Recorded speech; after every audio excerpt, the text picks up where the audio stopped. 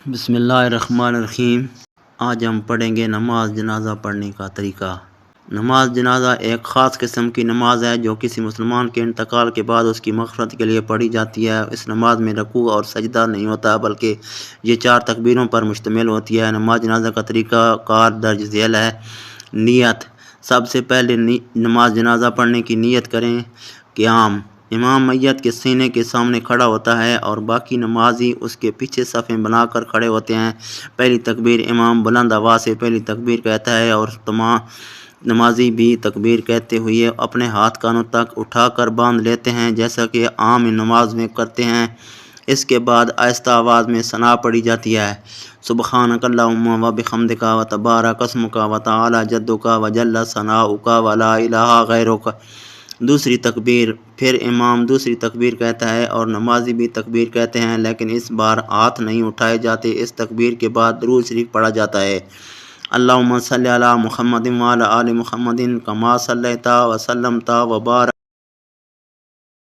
علی ابراہیم و علی آل ابراہیم انک حمید مجید۔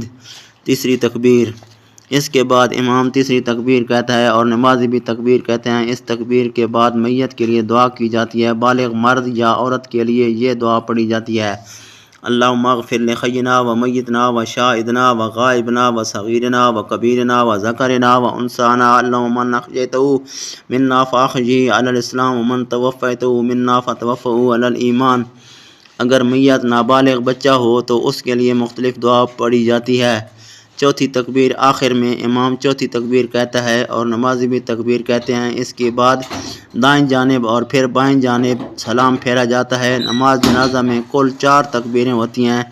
یہ نماز فرض کفایہ ہے، یعنی اگر کچھ مسلمان اس کو پڑھ لیں تو باقی بری ذمہ ہو جاتے ہیں، لیکن اگر کوئی بھی نہ پڑھے تو سب گنہگار ہوں گے۔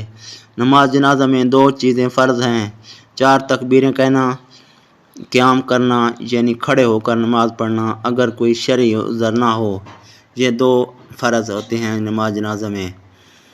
واضح رہے کہ تکبیرات کے درمیان جو دعائیں، ثنا، درود، میت کے لیے دعا پڑھی جاتی ہے وہ فرائض میں شامل نہیں ہے۔